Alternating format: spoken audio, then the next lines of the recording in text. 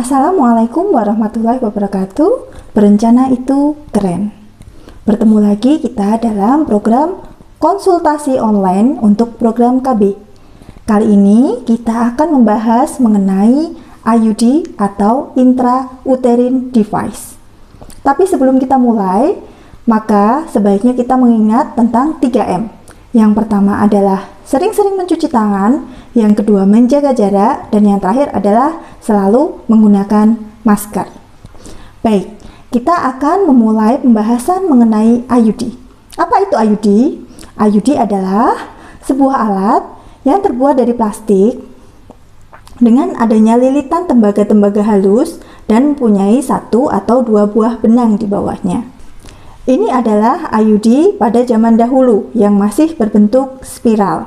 Sedangkan ini adalah IUD yang kita gunakan pada program KB di masa sekarang. Bagaimanakah cara kerja IUD? Cara kerja IUD adalah menghalangi pertemuan antara sel telur dan sperma sehingga tidak akan terjadi pembuahan. Seberapa efektifnya sih IUD ini? IUD efektivitasnya hampir 99%. Karena dari 1000 wanita yang memasang IUD, hanya terdapat 6-8 yang mengalami kehamilan pada tahun pertama pemakaian.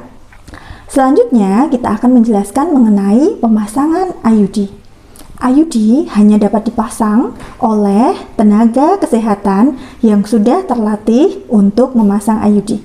IUD apabila dipasang dengan benar dan tepat, tidak akan menyebabkan efek samping atau kegagalan yang menyebabkan kehamilan. IUD dipasang melalui vagina sampai ke rahim. IUD berada di dalam rahim dan berfungsi untuk menghindari bertemunya sel telur dengan sperma. Apa saja sih sebenarnya keunggulan memakai IUD? Keunggulan memakai IUD ini adalah yang pertama, kesuburan akan segera kembali setelah dilepas IUD-nya.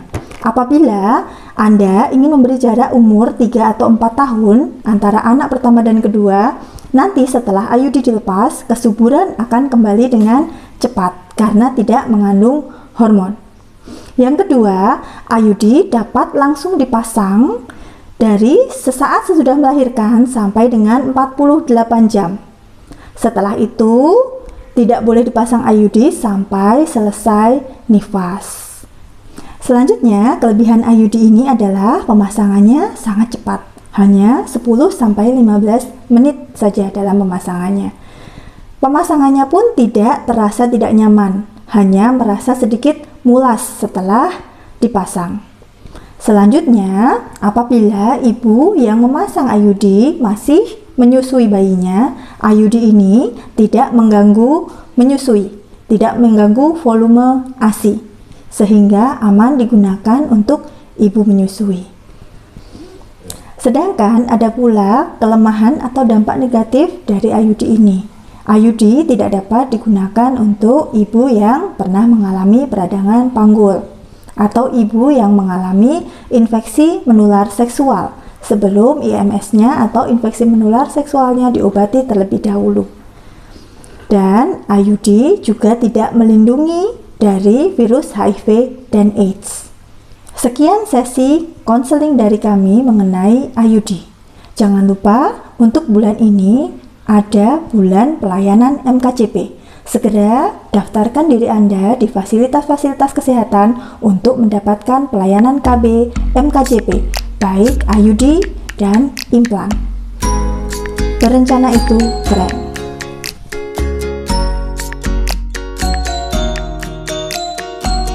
Pelayanan MKJP, kita dukung bulan pelayanan MKJP 2020. Berencana itu keren.